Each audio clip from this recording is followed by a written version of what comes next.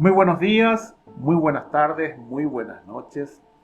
Les bendigo en el nombre de nuestro Rey Jesucristo, Yeshua, nuestro amado Salvador, Redentor. Estamos aquí para continuar con el segundo video de la serie Venga tu Reino. Y ya rápidamente vamos a un repaso de lo que compartimos en el video anterior, en el video 1,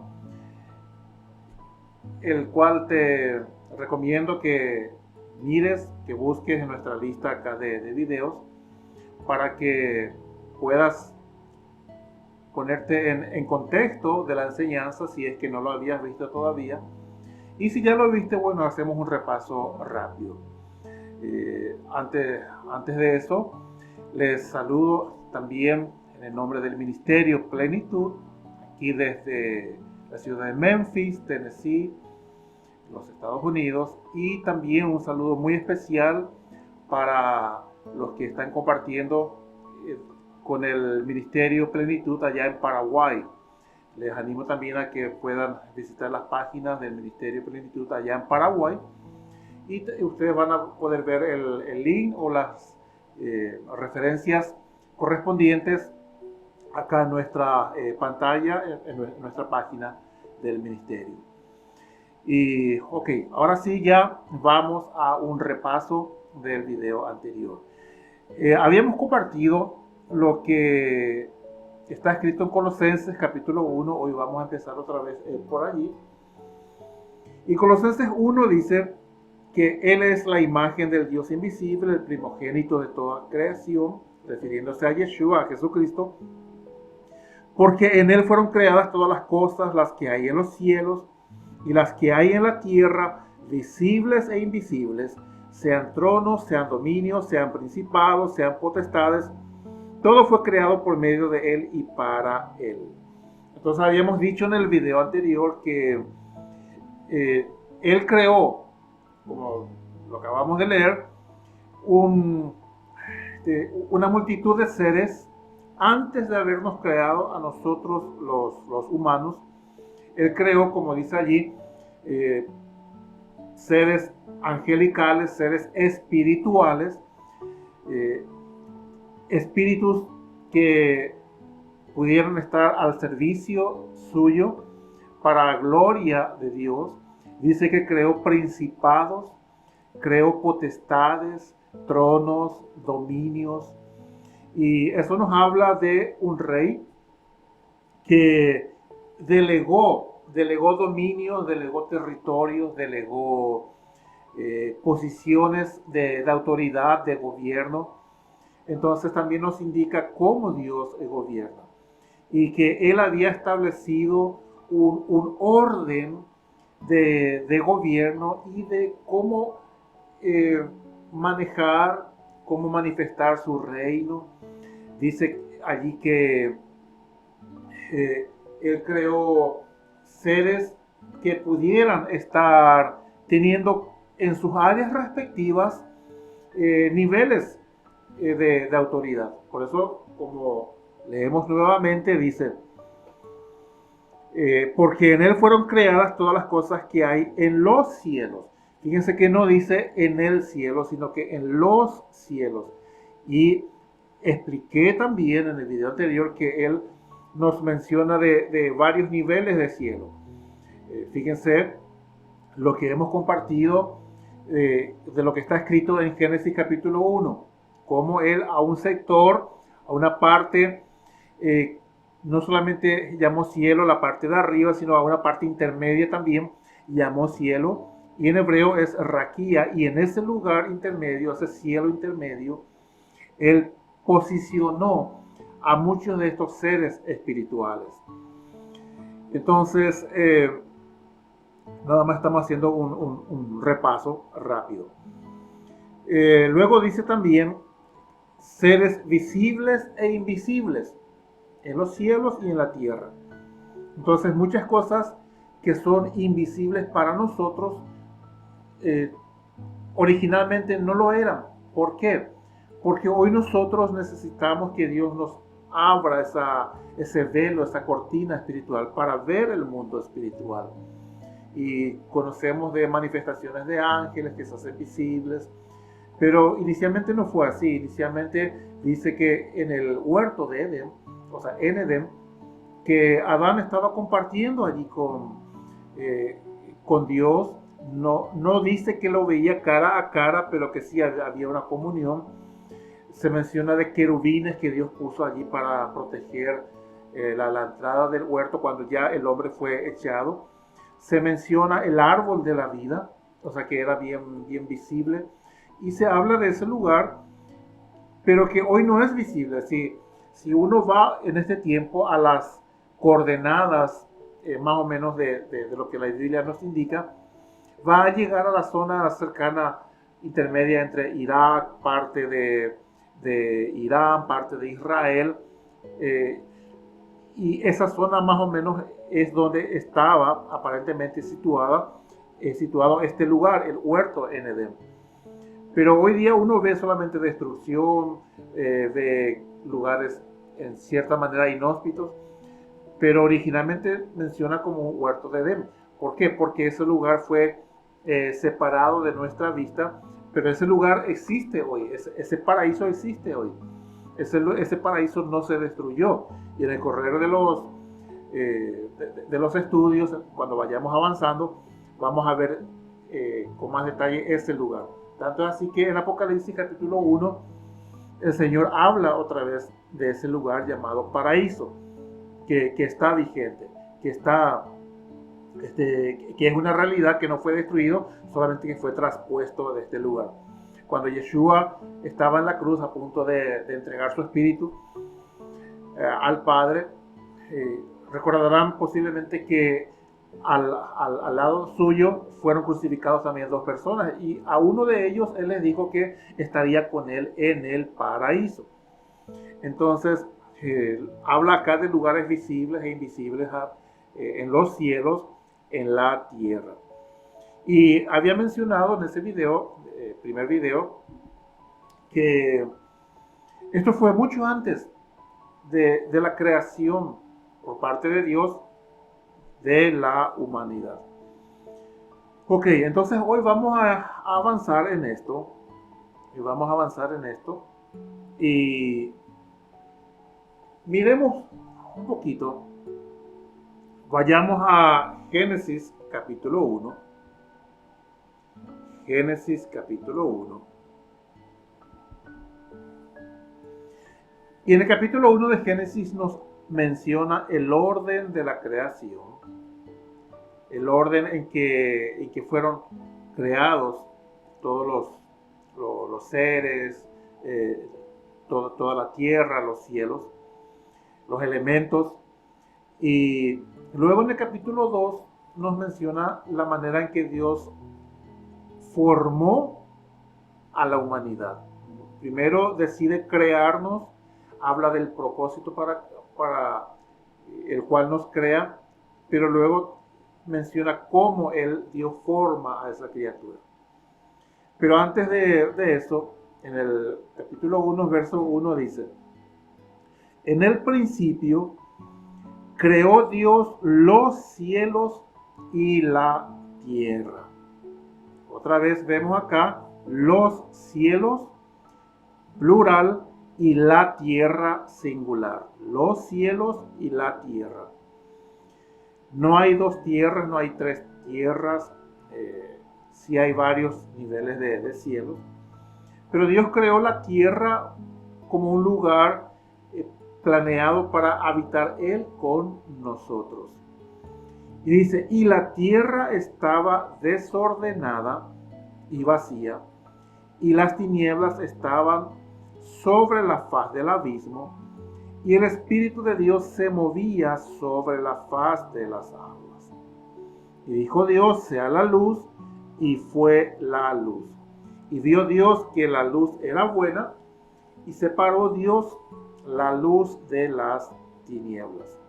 Y llamó Dios a la luz día, y a las tinieblas llamó noche. Y fue la tarde y la mañana un día, o sea, el día 1, el día primero.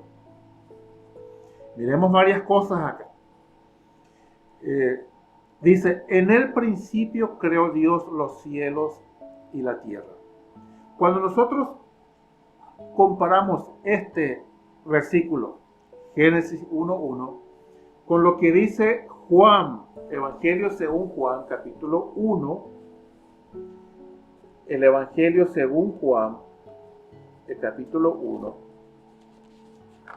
vamos a ver lo siguiente. Juan 1:1 dice, en el principio era el Verbo, y el Verbo era con Dios, y el Verbo era Dios. Este era en el principio con Dios. Dice, todas las cosas por Él fueron hechas, y sin Él nada de lo que ha sido hecho fue hecho. En Él estaba la vida, y la vida era la luz de los hombres. La vida era la luz de los hombres. Entonces vamos a ver algunas cositas acá. Ok. Tanto Génesis 1 como Juan capítulo 1 nos habla de en el principio. La primera pregunta es, ¿cuál de los dos en el principio fue primero?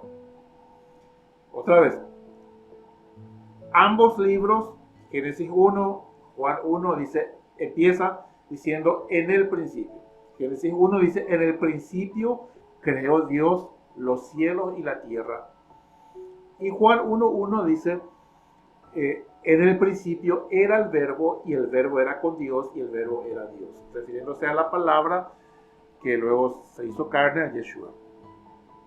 ¿Cuál de los dos en el principio fue primero? En la línea histórica de tiempo. El primero fue ese en el principio que menciona Juan. Porque Juan capítulo 1 dice, en el principio era el Verbo, o sea, se está refiriendo aún antes de la creación que está siendo relatada en Génesis 1:1. En Juan 1:1 dice, en el principio era el Verbo, y el Verbo era con Dios, y el Verbo era Dios. En él estaba la vida era la luz de los hombres.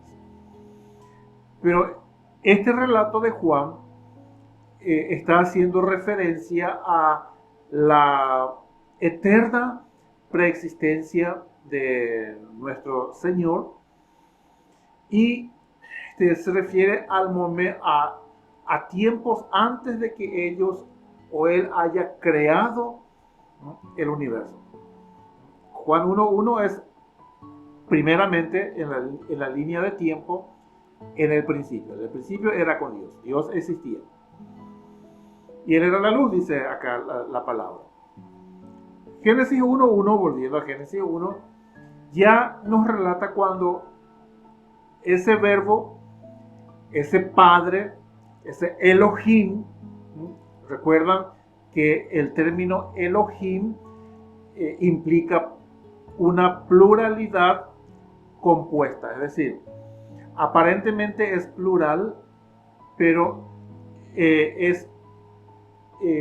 digamos, no tres dioses, sino que un solo Dios, pero manifestado de tres maneras, manifestado en tres personas. Así como Él nos creó a nosotros, espíritu, nos dio un alma, nos dio un cuerpo, pero no somos tres personas, no somos tres seres diferentes, sino tres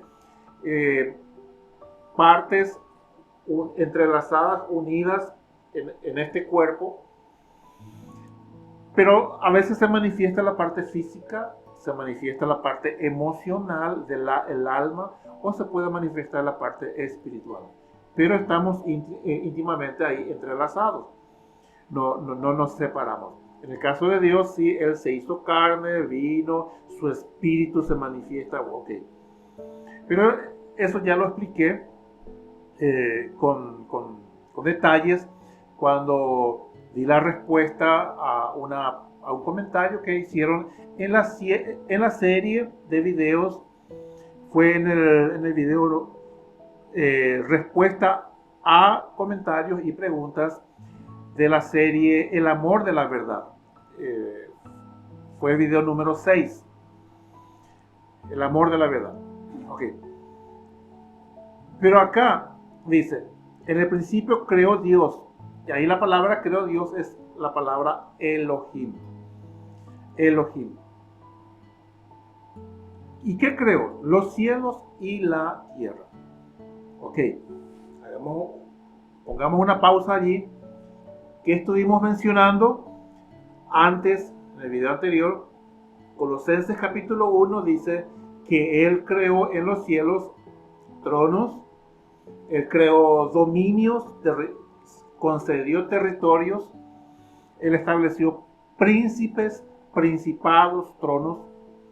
Habíamos dicho que el reino de Dios es eterno, de acuerdo a lo que hemos leído, mencionado en el video anterior. Más que vean ese video, les animo. Y entonces ese rey eterno estableció su dominio. En la carta de Pablo a Timoteo, tanto en el capítulo 1 como en el capítulo 6, habla que Dios es digno de tener y de ser reconocido como a quien pertenece toda la gloria, todo el honor, pero también todo el imperio. Todo el imperio. ¿Qué significa que a Dios pertenece todo el imperio? El concepto de imperio tiene que ver con reinos. Ahora bien, cuando nosotros miramos a la historia, vemos que hubo muchos imperios a lo largo de la historia. Hablamos del imperio romano, imperio persa, babilónico, asirio, pero más cercano a nuestro tiempo, el imperio británico, el imperio español, el imperio portugués. Y ya en este tiempo se habla mucho del imperialismo americano, aquellos que siempre sueltan las frases, hay que ir contra el imperialismo. Bueno, sin embargo, la Biblia dice que a Dios le pertenece el imperio. Si nosotros miramos hoy, vemos que todavía hay un reino que lo conocemos como el Reino de España. También todavía está vigente el Reino de Inglaterra. ¿Pero son imperios hoy? No.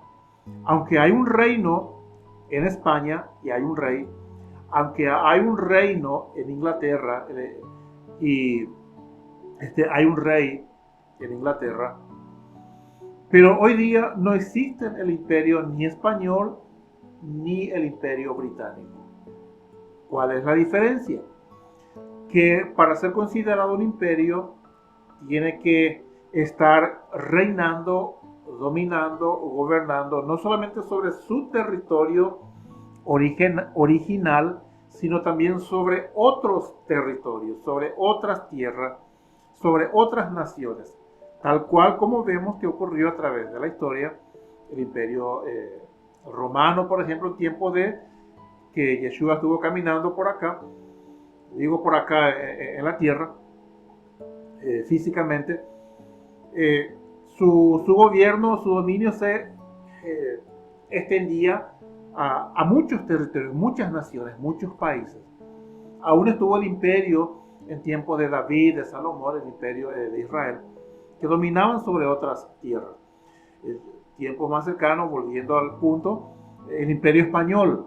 Entonces el reino original estaba, donde ahora está, sigue allí, en Europa, pero influenciaba, gobernaba, ejercía dominio en gran parte, no solamente en América, sino que en otras partes también, hacia África también, aún en parte de Asia. Por eso, por ejemplo, en Filipinas, gran parte de la población habla español. ¿Por qué? Por la influencia del imperio español. La misma cosa con el imperio británico. Todavía existe el territorio original, existe el reino, pero no existe el Imperio Británico. ¿Por qué? Porque ya no está ejerciendo, como anteriormente lo hacía, dominio sobre muchas otras naciones, territorios, países, y aunque dejó su influencia, muchos de esos lugares o la mayoría se independizaron. Tal cual como ocurre, por ejemplo, hoy día, muchos países de África se independizaron, por ejemplo, del Imperio francés, del Imperio Franco. Entonces, ¿por qué estoy mencionando esto? Porque la Biblia dice que a Dios le pertenece, le corresponde, Él es digno del imperio sempiterno, inclusive usa ese término. ¿Por qué? Porque Él no solamente tiene su trono en el cielo, sino que Él también va a volver a retomar, volver a ejercer gobierno, no solamente en su trono en el cielo, sino sobre la tierra y sobre todo el universo. No en vano, cuando Yeshua resucitó y da el encargo a sus discípulos de ir y predicar las buenas nuevas, Él dice lo siguiente, eso está en Mateo capítulo 28, verso 18 en adelante, dice: toda potestad me ha sido dada en los cielos y en la tierra. O sea, a Él le fue dado. Entonces, por eso es que Pablo en su carta a Timoteo dice que a Él le pertenece el imperio. Pedro también dice lo mismo, el apóstol Pedro en su carta, en su escrito. Entonces, ya habiendo expuesto esta explicación, entonces volvemos acá a Génesis 1:1, dice: en el principio creó Dios los cielos y la tierra. O sea que Él creó los cielos, estableció gobierno, dominio, principado, potestades, concedió, delegó autoridad, y dentro de todo eso estaba Él pensando en crearnos a nosotros e igualmente delegarnos dominio. ¿Dónde? En la tierra. Ahora bien, siguiendo con todo lo que ocurrió antes de la creación del ser humano, vemos que en esos cielos y aún en un lugar llamado Edén, Dios había puesto como gobernantes a ciertos seres, y vamos a ver a quiénes. Cuando nosotros miramos toda la maldad, cuando leemos acá en el verso 2 de Génesis 1, verso 2, dice: la tierra estaba desordenada y vacía, y las tinieblas estaban sobre la faz del abismo, y el Espíritu de Dios se movía sobre la faz de las aguas. Entonces acá ya menciona tinieblas, acá ya menciona abismo, y acá ya menciona como que hay un desorden. He explicado anteriormente, y esto es un punto muy importante, ese texto de Juan capítulo 3, verso 16, que cuando dice: de tal manera amó Dios al mundo, que dio a su Hijo unigénito para que todo aquel que en Él cree no se pierda, mas tenga vida eterna.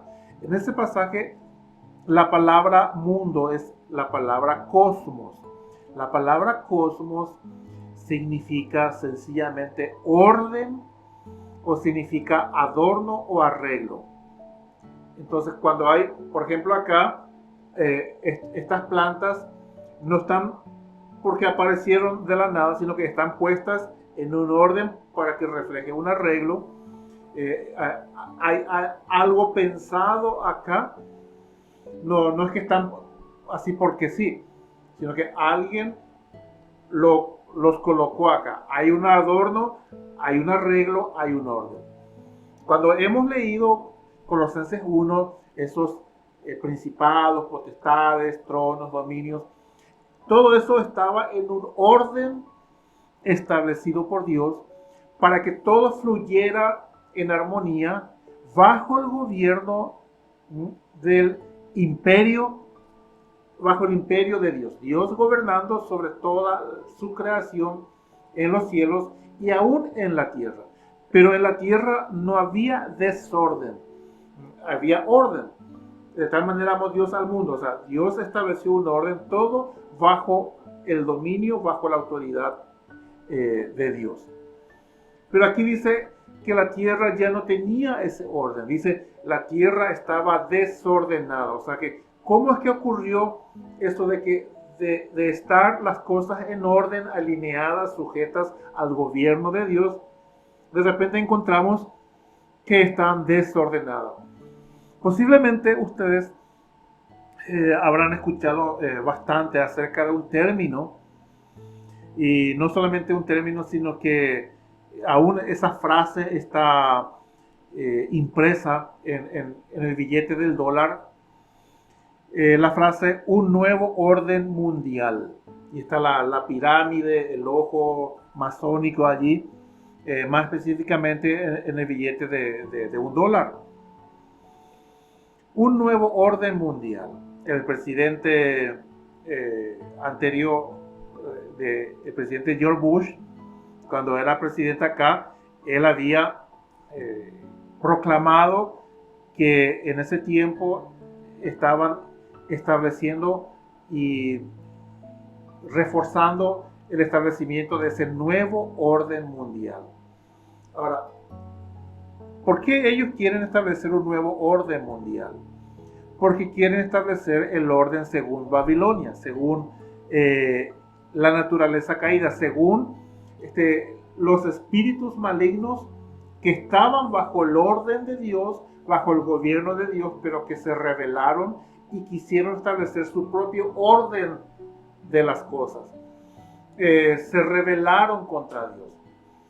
Entonces lo que era en un principio el orden correcto establecido por Dios se desordenó, fueron expulsados ellos, ya lo vamos a leer de aquí un rato. Entonces llegamos al momento en que encontramos acá en Génesis que la tierra estaba desordenada y vacía, y las tinieblas estaban sobre la faz del abismo. El término faz, por ejemplo, nosotros solemos hablar de doble faz, doble cara. Faz implica cubierta, como acá, la faz, la cara, por eso el rostro facial, la cara, lo que está por encima. Entonces lo que estaba por encima del abismo, que había tinieblas. Siempre el abismo tiene que ver con las tinieblas. Lo celestial, lo de arriba con Dios. Por eso es que vemos en Apocalipsis, vemos en otros lugares que de las tinieblas, desde abajo del abismo, surgen esas bestias que se van a revelar. El anticristo es respaldado por fuerzas que surgen del abismo, de lo profundo. Por eso habla del lugar de los muertos como el abismo. Y todo eso vamos a ir viendo cuando avancemos en nuestros estudios. Nada más es importante mencionar todo esto, para que ustedes ya se vayan familiarizando con estos términos que son bíblicos, no son invenciones mías, sino nada más yo las voy explicando conforme a cómo vamos leyendo. Y es importante que ustedes se familiaricen con esto para que puedan tener una comprensión global, una comprensión total de todo, como dice la palabra, todo el consejo, todo el mensaje de la Biblia. Entonces, en el principio creó Dios los cielos y la tierra estaba desordenada y vacía, desordenada. Por eso es que Yeshua tuvo que venir y recuperar ese orden. De tal manera amó Dios el mundo, el orden. Entonces uno puede decir, pero ¿acaso Dios ama tanto el cosmos y el orden? Nada agrada más al Hijo, nada agrada más a Yeshua que honrar la autoridad del Padre, que estar en obediencia al Padre. Por lo menos eso es lo que él mencionó cuando estaba físicamente acá. Entonces él vino a restaurar ese orden correcto. El mundo quiere establecer su propio orden. El orden del mundo no es sino, como menciona acá, desorden caos. Es importante que ustedes vayan reteniendo estos conceptos, porque vamos a ver cosas muy reveladoras para que podamos comprender los tiempos en los que estamos viviendo. Ok, les mencioné que esos seres se rebelaron. ¿Dónde empezó la rebelión? Cuando se habla de ángeles caídos, ¿de dónde sacamos? Mucha gente dice, pero si Dios existe, ¿por qué hay tanta maldad en el mundo? ¿Por qué mueren tantos inocentes? Es que nada más tenemos que mirar, aprender de la palabra, cómo Dios gobierna el universo. Dios, aunque creó todos los seres, dio libertad para que cada uno decidiéramos cómo va a ser nuestra relación con Él, en el sentido si estamos en armonía con Él o en rebelión a Él. Entonces Dios respeta la voluntad, lo que se conoce como el libre albedrío o libre decisión, libre voluntad.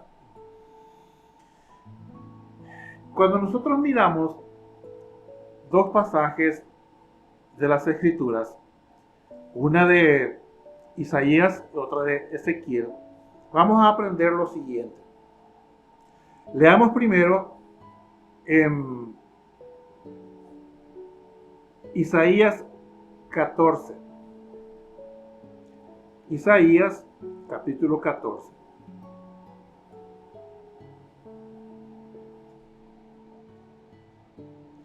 Isaías 14, verso 12 en adelante.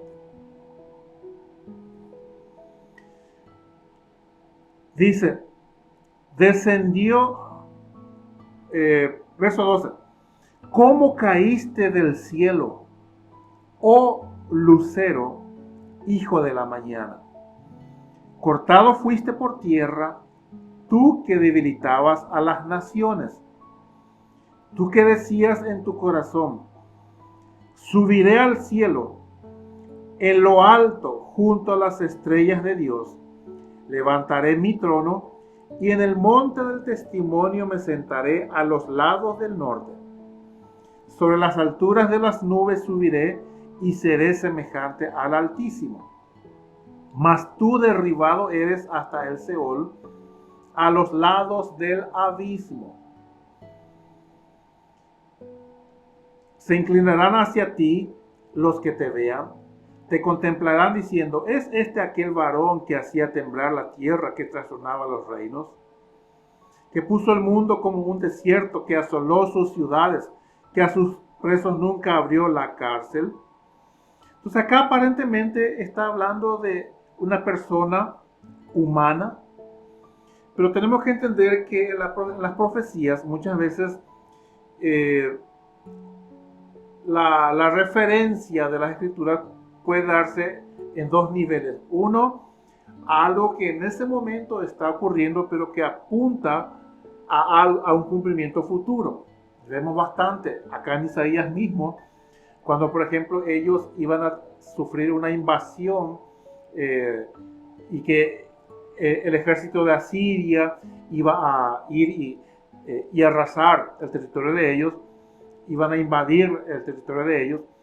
Entonces Dios le ordena a Isaías que se una a una mujer y que le nombrara a sus hijos con ciertos nombres que reflejarían lo que en ese momento iría a ocurrir, que hablaría acerca de la invasión que sufrirían. Pero esa misma profecía, a pesar de que estaba explicando lo que estaba próximo a ocurrir, también está apuntando a la venida del Mesías, tanto así que está anunciando el nacimiento de Yeshua y toda la dignidad de su rango y los nombres con que se lo llamaría. Entonces, aunque era un cumplimiento próximo, pero estaba apuntando a otro más extenso, a Yeshua. Y como eso vemos bastante, vemos también aquí, vamos a ver que lo mismo ocurre en Ezequiel, el texto que vamos a leer. Entonces, aquí está mencionando a un personaje a quien se le conoce como Lucero. Dice, ¿cómo caíste del cielo, oh Lucero, hijo de la mañana? Cortado fuiste por tierra, tú que debilitabas a las naciones. Entonces, si estaba en el cielo, entonces, ¿a qué cielo se está refiriendo? ¿Por qué? Porque dice en el verso 13, ¿cómo caíste del cielo? Verso 12 dice, ¿cómo caíste del cielo? Pero en el verso 13 dice, tú que decías en tu corazón, subiré al cielo, en lo alto, junto a las estrellas de Dios.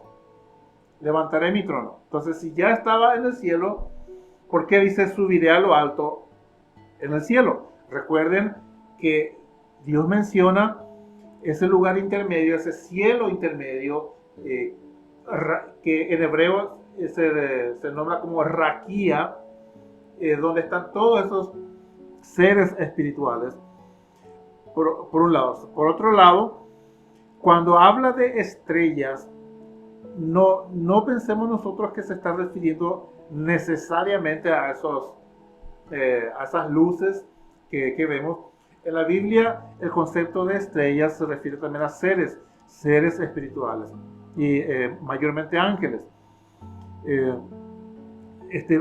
Por ejemplo, cuando nosotros leemos en Apocalipsis, capítulo 1, habla de que el Señor da ¿cómo decir?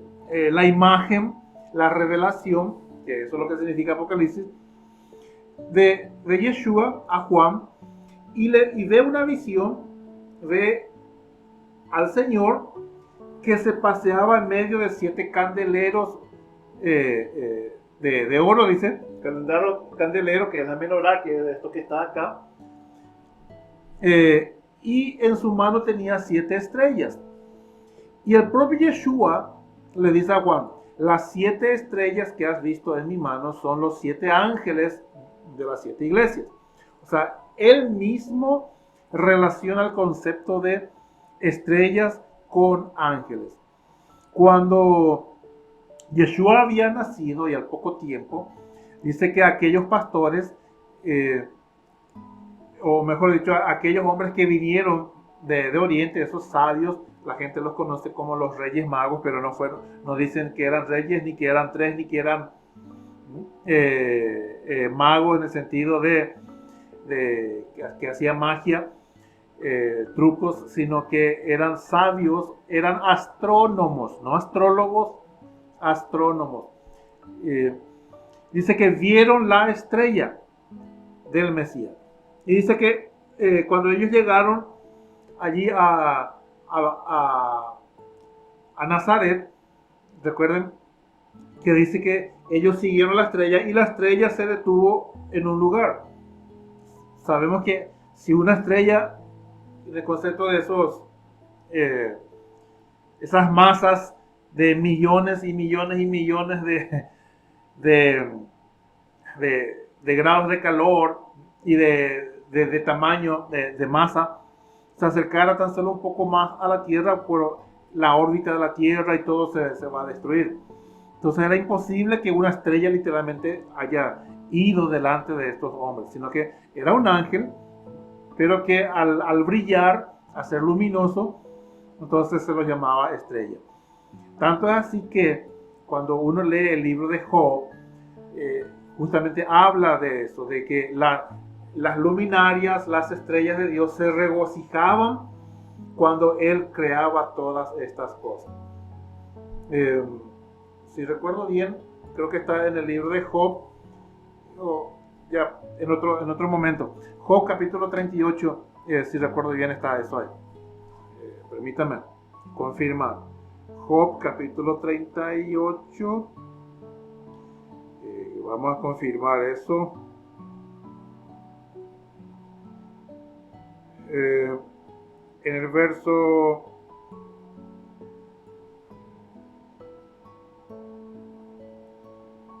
Job 38 habla de todos los misterios, todos los secretos que el hombre no alcanza nunca a comprender todo. En el Job 38, primero en el verso 33 habla de, verso 32 y 33 habla de cómo Dios estableció orden allí en las constelaciones. En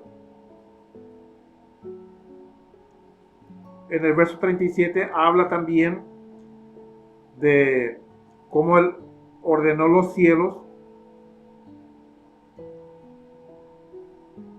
Bueno, se me perdió el pasaje acá de manera apurada. No lo encuentro. Pero ahí en Job menciona cómo los ángeles, esas estrellas, se regocijaban cuando Dios ponía orden en los cielos. La Biblia le llama a ellos luminarias. Vemos nosotros, y eso vamos a dejar para explicar en otro estudio, que por algo Dios nos llama a nosotros hijos de luz. Cuando nosotros miramos, por ejemplo, vamos a explicar algo. Espero que no se enreden con todo lo que les estoy explicando. Pero cuando leemos el libro de Jacobo, Santiago, capítulo 1,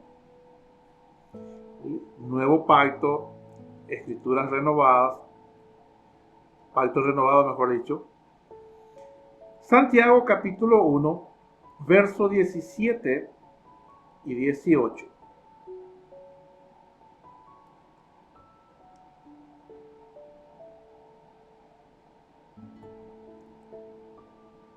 Dice: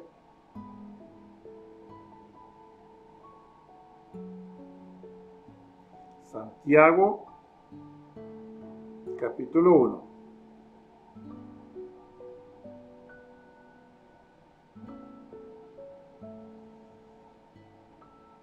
verso 17, dice: toda buena dádiva, Santiago capítulo 1, verso 17, toda buena dádiva y todo don, o sea, todo regalo perfecto, desciende de lo alto, del Padre de las luces, en el cual no hay mudanza ni sombra de variación. Otra vez, toda buena dádiva y todo don perfecto desciende de lo alto, del Padre de las luces, en el cual no hay mudanza ni sombra de variación. ¿Cómo es esto de que del Padre de las luces? O sea, Dios se da a conocer como el Padre de las luces. ¿A quién se está refiriendo? En Colosenses, en el libro de Colosenses, dice que nosotros debemos resplandecer como luminarias en este mundo. Yeshua dijo que primeramente Él es la luz del mundo, y luego dice que nosotros somos la luz del mundo. En Efesios dice que antes éramos tinieblas, mas ahora somos luz en el Señor. Andemos pues como hijos de luz. Y el texto que hemos leído de Juan, capítulo 1, dice que Yeshua era la luz de la vida. Y en Génesis 1 dice, sea la luz. Y otra vez Santiago dice, Él es el Padre de las luces. O sea que Dios dice que somos llamados a ser luz. Por eso es que Yeshua, cuando está en ese monte con sus discípulos, capítulo 17 del Evangelio según Mateo está eso, Él se manifiesta y se transfigura, es decir, resplandece con una luz que les sorprendió a ellos. Por eso es que Pablo, en su carta a Timoteo, dice que Él es el que habita en luz inaccesible. Por eso cuando Moisés desciende del monte Sinaí, dice que su rostro resplandecía Y tanto así que ellos no podían mirar al rostro de Moisés. Entonces él se ponía un velo delante. ¿Por qué? Porque dice que Dios es luz y no hay ninguna tiniebla en él. Y nos llama a nosotros a que vivamos en luz, que seamos hijos de luz, que resplandezcamos como luz, que seamos luminarias en este mundo. De la misma manera en que Él nos llama a hacer eso. Y lo opuesto, cuando uno vive contrario a Dios, anda en tinieblas, anda en oscuridad. De la misma manera acá menciona en el verso 12, volviendo a Isaías capítulo 14, verso 12. ¿Cómo caíste del cielo, oh lucero, hijo de la mañana? O sea que aquel personaje a quien se lo conoce hoy día como Lucifer, que significa sencillamente portador de luz, era un ser, una luminaria, un ser luminoso, un ser de luz, un ser inteligente, con voluntad propia, voluntad individual, con poder de decidir por sí mismo, así como Dios nos hizo a cada uno de nosotros. Entonces, acá menciona la rebelión de esta criatura de Dios llamado Lucero. Dice, ¿cómo caíste del cielo? ¿De cuál cielo? De ese segundo cielo, esa raquía, ese lugar donde están todas esos seres espirituales, a los que Pablo los identifica en su carta a los Efesios en el capítulo 6. A partir del verso 10, 12, él dice que no tenemos lucha contra seres de carne, de sangre, sino contra principados, contra potestades, contra gobernadores de las tinieblas, huestes espirituales de maldad en las regiones celestes. Celestes no se refiere al color celeste, sino regiones celestiales. Al color se le llama celeste porque cuando uno mira los cielos ve ese color. Entonces, regiones celestiales. En esas regiones celestiales hay oposición. Están esos principados, están esas potestades que hemos mencionado desde que leímos Colosenses capítulo 1. Mismo Efesios capítulo 3, verso 10. Pablo, Efesios 3:10, Pablo dice que la iglesia debe proclamar la multiforme sabiduría de Dios en los lugares celestiales. ¿Cómo es eso? Dice en Efesios también, Efesios, siempre me confundo si es 1.5 o 2.5 porque mayormente lo hago de memoria nada más. En Efesios capítulo 2, versos 5 y 6. Dice, aún estando nosotros muertos en pecados, nos dio vida juntamente con Cristo, por gracia somos salvos, y juntamente con Él nos resucitó y asimismo nos hizo sentar en los lugares celestiales con Cristo Jesús. Entonces, hoy estamos sentados acá. Entonces, ¿cómo es eso de que hay que proclamar en lugares celestiales? ¿Cómo es eso de que en los lugares celestiales hay principados que se nos oponen? ¿Por qué en la carta, en la revelación que Dios le da al profeta Daniel, habla del príncipe de Tiro, habla del príncipe de Grecia, habla de Miguel como que es el príncipe de la nación de Israel? Habla de principados, o sea que Dios estableció príncipes sobre cada nación. Entiéndase esto como seres de una jerarquía mayor para que estuvieran a cargo de naciones. Eso lo podemos ver, por ejemplo, mismo Efesios. Permítame buscar algo acá.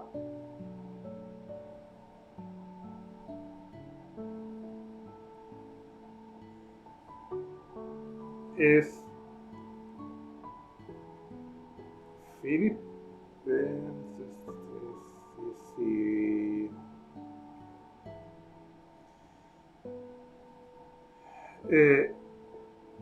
En la carta de Pablo a los Efesios 3.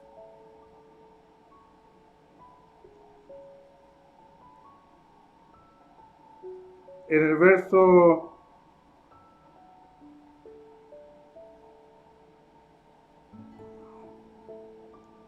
18, permítanme un segundito. Yo les pido que me tengan un poco de paciencia, porque como se dan cuenta,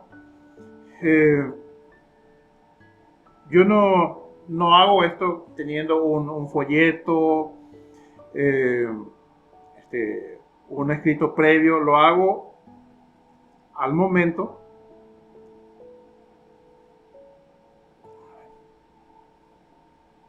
Y entonces muchas veces me toca compartir textos que lo tengo grabado en la mente. Si es Efesios capítulo 3, estaba en lo correcto. Nada más que estaba un versículo antes. Efesios capítulo 3, versos 14 y 15. Efesios 3, versos 14 y 15. Dice: por esta causa doblo mis rodillas ante el Padre de nuestro Señor Jesucristo, de quien toma nombre toda familia en los cielos y en la tierra, para que os dé conforme a las riquezas de su gloria el ser fortalecido con poder en el hombre interior por su espíritu. Ahora les leo otra vez verso 15. De quien toma nombre toda familia en los cielos y en la tierra. O sea, en los cielos hay familias. Pero no es que está en la familia González, la familia Pérez, la familia Acosta, no. Está la familia angelical, la familia de los querubines, la familia de los serafines, la familia de los arcángeles. El género de la familia de ciertas clases de seres. Pero dice que hay distintas familias en los cielos y en la tierra. Pero acá, en este pasaje que Pablo escribe, la palabra familia es la palabra patria. Así. Patria. La palabra familia es la palabra patria. ¿Por qué es importante esto? Así, de ahí viene patriarca, o sea, las personas que fueron tomadas para iniciar y establecer desde ellos una nación, una patria. Entonces, dice que en los cielos hay patria. En los cielos hay familias. En los cielos, en otras palabras, hay naciones. Pero no nación como Ecuador, China, no. Sino familias de seres espirituales. Dios es conocido como Jehová de los ejércitos. O sea, hay ejércitos, hay huestes espirituales bajo gobierno suyo. Y acá Pablo utiliza el término patria, que es traducido a nuestra Biblia como familia. ¿Por qué es importante mencionar esto? Porque volviendo a nuestro texto de Isaías 14, espero que para este entonces no hayan sido demasiados textos y haya creado confusión. Dice: ¿cómo caíste del cielo, oh lucero, hijo de la mañana? Cortado fuiste por tierra, tú que debilitabas a las naciones. Entonces uno va a decir: pero ¿a qué naciones debilitabas si no había gente, si no había seres humanos? A esas mismas naciones. Esa palabra tú que debilitabas era tú que gobernabas, tú que dominabas sobre esas patrias, sobre esas familias, sobre esas naciones que Pablo menciona en su carta a los Efesios. O sea, antes de Dios crear a la humanidad, había familias, había naciones de seres, entiéndase, había categorías de seres en los cielos y en la tierra. Y de ese cielo intermedio es que Lucero cae. ¿Por qué cae? Dice, ¿tú qué decías en tu corazón? Subiré al cielo en lo alto junto a las estrellas de Dios. Ya mencioné, junto a las estrellas, junto a esos otros seres angelicales. La Biblia habla de querubines, habla de serafines, que son los ángeles de la presencia del Señor.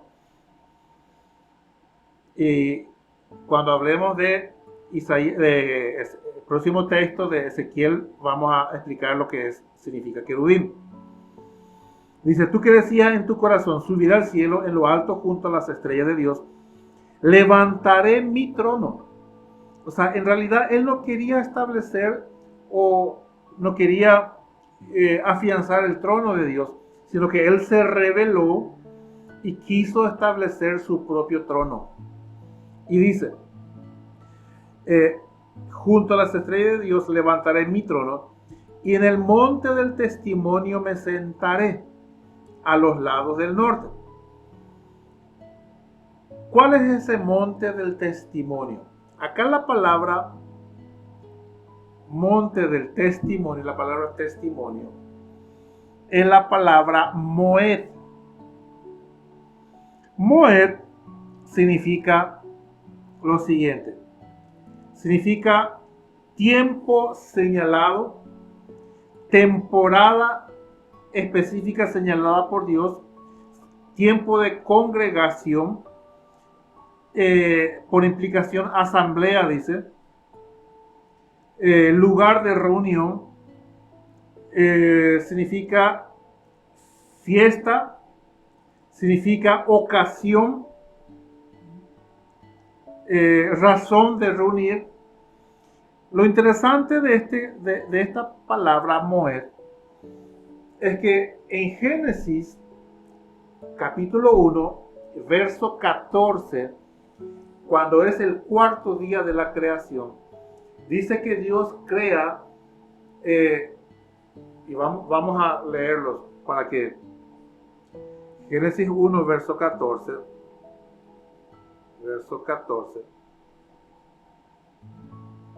dice lo siguiente. Dijo luego Dios, haya lumbreras en la expansión de los cielos para separar el día de la noche y sirvan de señales para las estaciones, para días y años, y sean por lumbreras en la expansión de los cielos para alumbrar sobre la tierra. Y fue así. E hizo Dios las dos grandes lumbreras, la lumbrera mayor para que señorease en el día y la lumbrera menor para que señorease en la noche. Hizo también las estrellas y las puso Dios en la expansión de los cielos para alumbrar sobre la tierra y para señorear en el día y en la noche y para separar la luz de las tinieblas. Y vio Dios que era bueno. Lo primero que hay que señalar acá es que cuando dice puso Dios en la expansión, se refiere precisamente a ese término que les mencioné, que aparece por primera vez en el verso 6. El verso 6 al 8, luego aparece otra vez acá, el verso 14 en adelante. Ese término de expansión es raquía. Puso Dios esas estrellas, puso Dios el sol, puso Dios esas luminarias en ese cielo intermedio. Y dice, para marcar, para establecer, para fijar las estaciones. Allí la palabra estaciones no se está refiriendo a otoño, primavera, invierno, verano, como las conocemos nosotros, sino la palabra es Moed. Precisamente Moed significa tiempos señalados por Dios. ¿Por qué es importante esto? Porque si ustedes han visto materiales anteriores, otros videos que hemos puesto acá, Y les animo inclusive para que vean la serie de enseñanza del Ministerio de Plenitud en Paraguay con los pastores Pedro y Mirta. Están haciendo una muy linda serie acerca de las fiestas del Señor. Ese término, las fiestas del Señor, es la palabra Moed. O sea, Moed significa tiempo señalado por Dios para ciertas fechas, para ciertas fiestas que Él estableció. Entiéndase fiestas como tiempo de congregarnos, tiempo que Él estableció para ciertas ocasiones especiales. La gente hoy día llama las fiestas judías. No existen fiestas judías, existen las fiestas del Señor. En todo caso, fiestas que eran del Señor, pero que Dios dio a Israel, no solo a los judíos. Entonces, Moed significa tiempo señalado, tiempo de fiestas del Señor, que marcan los tiempos, la agenda de Dios.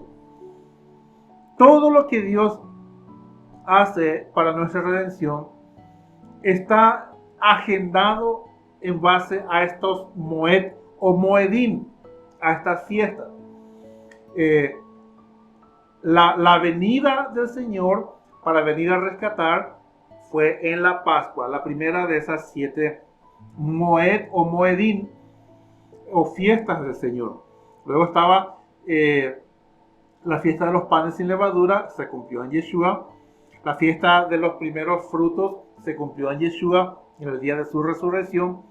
La fiesta de las semanas, Shavuot o Pentecostés, se cumplió cuando Yeshua envió el Espíritu Santo. Luego habla de la fiesta de las trompetas, se va a cumplir cuando Yeshua regrese. Habla de las fiestas de la expiación, se cumplió cuando Yeshua entró al lugar santísimo y presentó su sangre perfecta. Y habla de la fiesta de los tabernáculos, que se va a cumplir ya cuando Él venga a establecer su reino aquí. Entonces, cada una de esas fechas en la Biblia son nombradas como las Moedim, o las festividades, o las fechas señaladas por Dios. Volviendo a nuestro pasaje de Isaías, ¿qué pasó con Lucero? Dice: ¿cómo caíste del cielo, oh Lucero, hijo de la mañana? Cortado fuiste por tierra, tú que debilitabas a las naciones. Recuerdan, familias, patrias, seres celestiales. Tú que decías en tu corazón: subiré al cielo, en lo alto, junto a las estrellas de Dios. Levantaré mi trono en el monte del testimonio y me sentaré a los lados del norte. Esa palabra monte del testimonio, en el monte de las fechas especiales. Por eso es que Satanás cambió los tiempos del Señor. Por eso es que Satanás, para establecer ese desorden, para destruir el orden de Dios, ¿qué hace él? Establece el orden, el nuevo orden mundial, establece el orden satánico, establece el desorden de las cosas de Dios, el orden maligno. Y en ese desorden, en ese caos, en ese orden maligno, ¿el qué hace? Tal como Dios anunció al profeta Daniel, que cambiarían los tiempos, y los tiempos fueron cambiados. Para empezar, hoy se sigue un calendario de un papa que cambió las fechas. Seguidamente se cambió el día que Dios santificó, el día que desde la creación del ser humano Dios estableció como día santificado, día que Él bendijo. Dice: y separó Dios el día séptimo y los bendijo. Y lo bendijo, o sea, bendijo el séptimo día porque en él reposó Dios, y dio el día séptimo no a los judíos, sino a la humanidad, porque cuando Él da eso a Adán, no existía Israel, no existía Abraham, no existía la humanidad. Yeshua dijo: Dios, el Hijo del Hombre es Señor del sábado. El día de descanso fue creado para el hombre, no el hombre para el día de descanso, de reposo. O sea que Dios estableció ese día, separó el séptimo día como un lugar de convocatoria, un lugar apartado, un día moed, es decir, una fecha, un día señalado para Él estar regocijándose con su creación, nosotros con nuestro Creador. Pero Satanás cambió ese Shabbat en el año 321, en el concilio de Nicea, por el emperador Constantino, cambió el Shabbat, cambió el sábado al domingo, cambió el Moed. Por eso es que Lucifer, Satanás, cambia los tiempos. Por eso hoy hay tantos calendarios diferentes. Por eso hoy los chinos están en el año del dragón. Por eso celebran el año del cerdo, el año del ratón. Otros siguen otro tipo de calendario. Pero Dios sigue su propia agenda. El tiempo señalado es el tiempo que Él estableció desde un principio. Por eso es que uno debe conocer esto. Por eso en su carta a los tesalonicenses y también en su carta a los colosenses, Pablo dice que si nosotros conocemos los tiempos del Señor, su venida no nos va a tomar desprevenidos. Pero sin embargo, los que están en tinieblas, a ellos sí, la venida del Señor les resultará como ladrón en la noche. Pero vosotros no tenéis necesidad de que nadie les enseñe acerca de estas cosas, porque vosotros conocéis los tiempos. Eso dice Pablo en su carta a Colosenses y los tesalonicenses. Entonces, ¿por qué Lucero quiso subir a ese lugar desde donde Dios controla gobierna sobre los tiempos? Porque Él quiso corromper para que la reconciliación y la reunión nuestra con nuestro Creador tome desprevenida a mucha gente. Que la gente no se prepare, que la gente no disfrute ese tiempo señalado por el Señor. Que la gente desconozca el plan de Dios. Cómo es que Dios a través de esas fiestas estableció todo el orden de redención, de restauración de la humanidad. Entonces dice, tú que decías en tu corazón, subiré al cielo, en lo alto, junto a las estrellas de Dios, levantaré mi trono y en el monte del testimonio me sentaré a los lados del norte. ¿Por qué dice a los lados del norte? Cuando uno lee Isaías 48, y yo creo que hoy solamente vamos a leer acerca de un personaje. En el próximo video vamos a hablar de la caída de querubín. Hoy estamos hablando de la caída de Lucero. Le dije Salmo 48. Salmo 48. Permítame tomar algo calentito acá. Cafecito.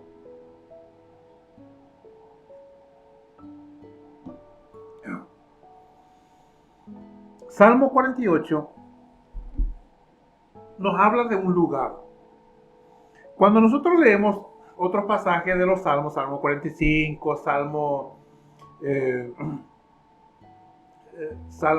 97, Salmo 89, vemos que está el trono de Dios.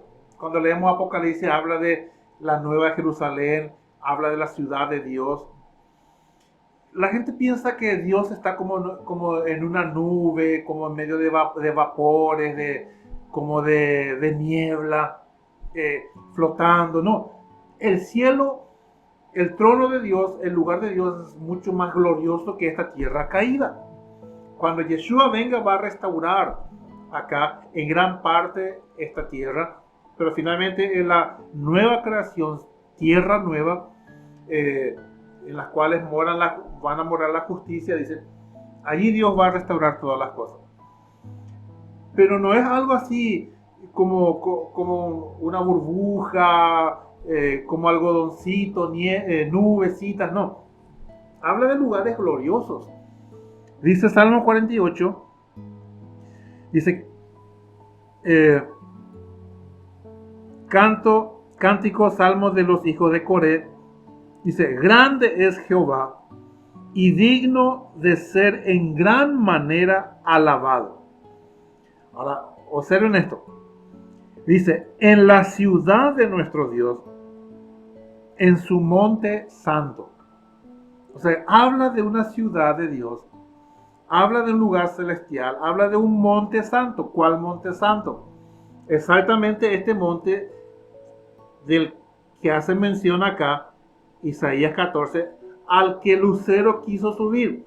Dice, subiré a lo alto, dice, junto a las estrellas de Dios, levantaré mi trono y en el monte del testimonio me sentaré a los lados del norte. Dice Salmo 48, hermosa provincia, el gozo de toda la tierra es el monte de Sión, a los lados del norte, la ciudad del gran rey. Sión a los lados del norte. ¿Dónde quiso subir el Lucero? Al monte de Dios, a los lados del norte. Nada más les voy a mencionar, no voy a explicar en detalle. La Biblia habla del lugar del norte como el lugar donde Dios se sienta para juzgar, desde donde viene el juicio de Dios, desde donde Dios se sienta para establecer gobierno. Ya cuando empecemos a enseñar acerca de intercesión, de oración y cosas así, que todo tiene que ver con el reino de Dios, vamos a entrar en estos detalles.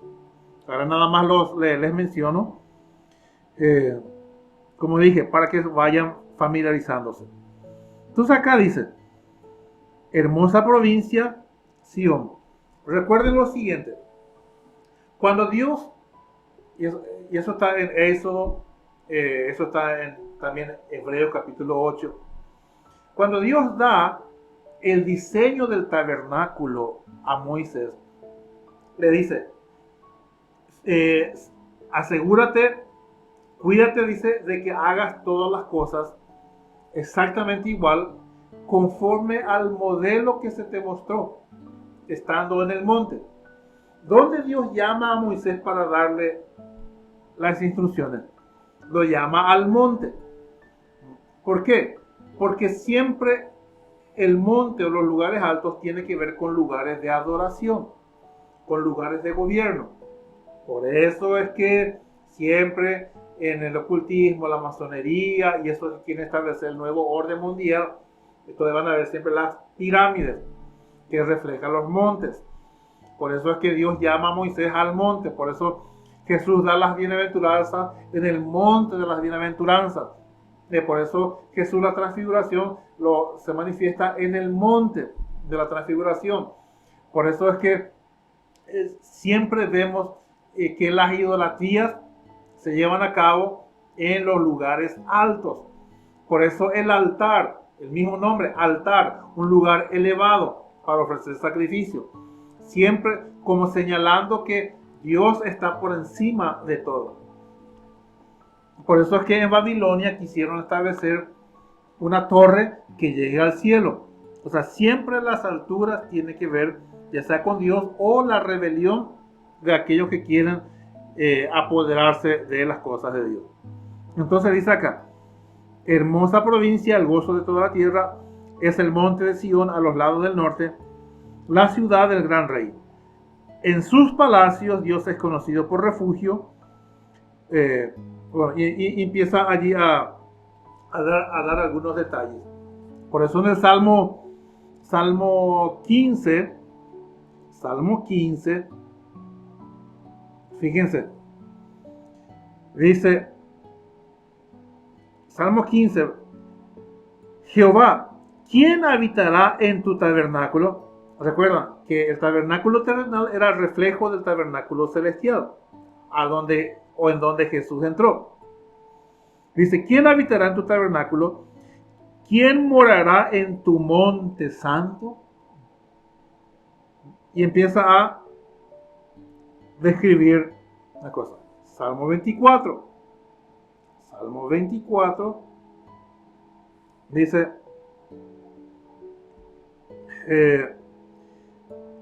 de Jehová es la tierra y su plenitud, el mundo y los que en él habitan. Porque él la fundó sobre los mares y la afirmó sobre los ríos. Fíjense, ¿quién subirá al monte de Jehová? ¿Y quién estará en su lugar santo? ¿Dónde está el verdadero lugar santo, donde está el verdadero tabernáculo de Dios? Es en el monte de Sión, es real. El monte Sión natural es reflejo, es copia del verdadero. Dice, ¿quién estará en su lugar alto? Entonces fíjense, dice, ¿quién subirá al monte de Jehová? Siempre habla de un lugar alto. Entonces es lo mismo que está diciendo acá querubín. Tú que decías en tu corazón, subiré al cielo. Dice, en lo alto junto a las estrellas de Dios levantaré mi trono, y en el monte del testimonio me sentaré a los lados del norte. Sobre las alturas de las nubes subiré y seré semejante al Altísimo. Fíjense, el mismo principio que usó para con Adán y Eva. Que el día que comas esto, seréis como Dios. O sea, la misma estrategia usa con el hombre, lo mismo que fue causa de su caída, el querer ser igual a Dios, querer subir. Eso es lo que hizo también para que sanidara el corazón del hombre y la mujer, para que se rebelaran contra Dios y querer ser igual a Dios. No se daban cuenta que Dios ya los hizo a su imagen y semejanza. Y desde allí la humanidad siempre tratando de subir para igualarse a Dios. Mas tú derribado eres hasta el Seol, a los lados del abismo. ¿Recuerdan Génesis 1? ¿Qué es lo que decía Génesis 1? Dice, verso 2. La tierra estaba desordenada y vacía, y las tinieblas estaban sobre la faz del abismo. Y el Espíritu de Dios se movía sobre la faz de las aguas. Entonces cayó al abismo. Había tinieblas, había desorden. Entonces uno dice, bueno, pero ¿por qué al abismo? En Primera de Pedro capítulo 3. Primera de Pedro capítulo 3. Dice que en ese lugar, en el abismo, hay también niveles, así como hay niveles para los cielos, hay también niveles en el abismo. Está lo que se conoce el Seol, o lugar de los muertos. Está lo que la Biblia llama prisiones de oscuridad, o Pedro mismo lo llama el Tártaro, donde están esos espíritus que fueron encarcelados. Dice en el verso dije 1 Pedro capítulo 3, ok.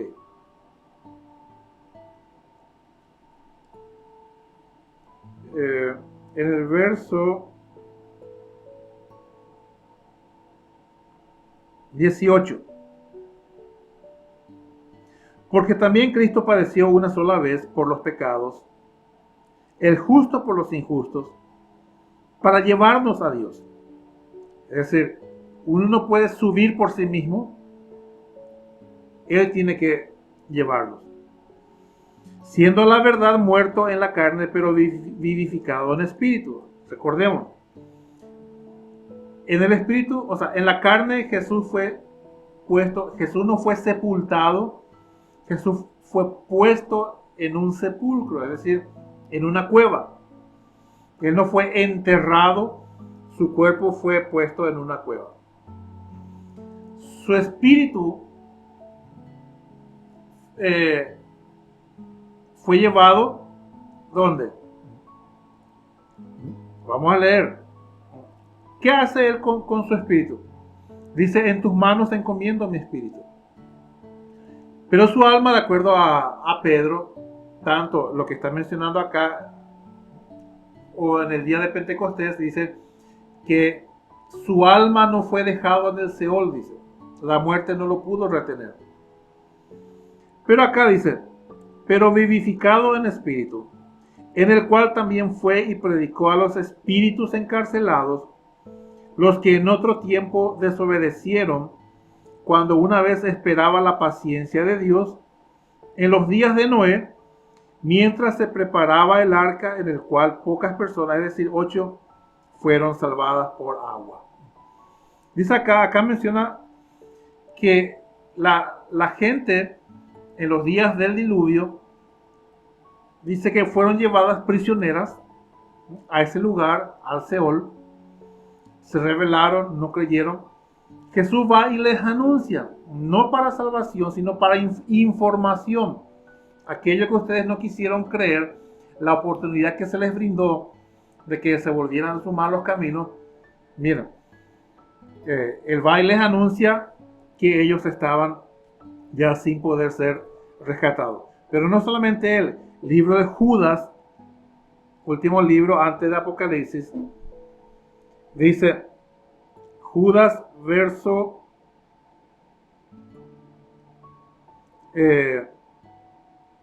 6. Y a los ángeles que no guardaron su dignidad, sino que abandonaron su propia morada. ¿A qué morada se está refiriendo? Esos lugares, recuerden, ¿con qué texto habíamos empezado? Colosenses 1 habla de principados, habla de dominios, poderes, territorios, naciones, patrias. Dice, ya los ángeles que no guardaron su dignidad, sino que abandonaron su propia morada, los ha guardado bajo oscuridad en prisiones eternas para el juicio del gran día. Entonces habla de prisiones eternas. Por eso habla de lugares del abismo. Finalmente, ya que estamos en Judas al lado de Apocalipsis, leamos Apocalipsis capítulo 9. Apocalipsis capítulo 9 dice: el quinto ángel tocó la trompeta y vi una estrella que cayó del cielo. Fíjense otra vez el concepto de una estrella, pero a una estrella no se le puede dar una llave, a una estrella no se le puede dar la tarea de que haga movimientos o acciones, mandados característicos con una persona, como se les da acá. Dice, el quinto ángel tocó la trompeta y vi una estrella que cayó del cielo a la tierra, o sea, un ángel, y se le dio la llave del pozo del abismo. Recuerden, Lucero quiso subir junto a las estrellas de Dios, es decir, junto a esa categoría de seres angelicales que estaban allí en la presencia misma del Señor, gobernando con autoridad. Lucero quiso usurpar esa autoridad, se rebeló, entonces fue echado. Dice acá, una estrella cayó del cielo, es un ángel, o sea, no es que cayó, sino que descendió, es la traducción más correcta. Dice, se le dio la llave del pozo del abismo, y abrió el pozo del abismo, y subió humo del pozo como humo de un gran horno, y se oscureció el sol y el aire por el humo del pozo, y del humo salieron langostas sobre la tierra, y se les dio poder como tienen poder los escorpiones de la tierra. Y se les mandó que no dañasen a la hierba de la tierra, ni a cosa verde alguna, ni a ningún árbol, sino solamente a los hombres que no tuviesen el sello de Dios en sus frentes. O sea, este ángel va a abrir esa tapa del pozo del abismo, y de allí van a salir seres demoníacos, espíritus que estaban aprisionados allí, van a ser liberados para salir y atacar a aquellos que no anden en los caminos del Señor. Porque dice acá, dice, no hagan daño a los que tienen el sello de Dios en su frente. O sea, a los que hemos sido redimidos por Él, pero andamos conforme a sus palabras. Dice, y les fue dado a esos seres espirituales demoníacos, dice, no que los matasen, sino que los atormentasen 5 meses, y su tormento era como tormento de escorpión cuando hiere al hombre. Y en aquellos días los hombres buscarán la muerte, pero no la hallarán, y ansiarán morir, pero la muerte huirá de ellos. El aspecto de las langostas era semejante a caballos preparados para la guerra. En las cabezas tenían como coronas de oro, sus caras eran como caras humanas, tenían cabello como cabello de mujer, sus dientes eran como de leones, tenían corazas como corazas de hierro, el ruido de sus alas era como el estruendo de muchos carros de caballos corriendo la batalla. Tenían colas como de escorpiones y también aguijones, y en sus colas tenían poder para dañar a los hombres durante 5 meses. Y tienen por rey sobre ellos al ángel del abismo, cuyo nombre en hebreo es Abadón y en griego Apolión. Entonces habla acá de que hay un ángel que está a cargo del abismo, un ángel caído por supuesto, y habla de ese abismo como lugares donde están allí habitados, está poblado, de donde surge, de ahí van a surgir también, si ustedes leen Apocalipsis 13, Apocalipsis 17, la bestia que surge ahí del abismo. Van a ver cómo reciben poder maligno, y van a venir en los tiempos de tribulación, que estamos próximos, a obrar acá en la tierra. Entonces vemos dónde se origina todo eso. Se origina en aquel ángel de luz, en aquel lucero que dijo, subiré a lo alto, junto a las estrellas de Dios, y estableceré mi trono. Eso fue antes de la creación del hombre. Recuerden, estamos hablando en este video acerca del reino de Dios. Y debemos entender cómo opera el mundo espiritual, cómo gobierna Dios y los tiempos y las ocasiones de Dios. Hemos visto que esto ocurre, el origen de esta caída y de todas estas perversiones y todas estas maldades, ocurre porque alguien originó esta rebelión en los cielos mismos. Y habla acá de Lucero, ese portador de luz, habla de ese ser que quiso ser igual a Dios y arrastró consigo a una tercera parte de los ángeles del cielo. Entonces, para ir cerrando un poquito por hoy, no pensé que íbamos a tomarnos tanto tiempo solamente con este personaje. Entonces en el próximo video vamos a hablar de otro pasaje. Dice, a ver, estoy tratando de resumir. Hemos visto acá lo siguiente. Dios es rey. Dios es a quien corresponde el imperio, gobernar en los cielos, en ese orden que Él estableció. Vemos acá que en esos lugares mencionados en Colosenses 1, donde hay, ¿cómo es? Principados, donde hay dominios, donde hay tronos. Parte de eso se rebelaron. Uno de ellos es Lucero, que quiso subir y ser igual a Dios. Convenció a otros para hacer lo mismo, pero no fue el único que creó rebelión. Hay otro ser que creó también rebelión, y vamos a explicarlo en el próximo video. Pero todo esto ocurre antes de que el hombre apareciera. Cuando nosotros leemos Génesis 1, versos 1, 2 y 3, dice que Él creó los cielos y la tierra, pero ya en el verso 2 dice que la tierra estaba desordenada. ¿Por qué? Porque el orden que Él estableció ese cosmos, ese mundo que Él estableció, se corrompió. Vemos quién inicia esa rebelión. Vemos uno de ellos. Recién al final de Génesis 1, Dios dice, hagamos al hombre a nuestra imagen y semejanza y señoree. Entonces, todas estas cosas de las que estamos hablamos refiriéndonos a lo que ocurrió antes de la creación del ser humano.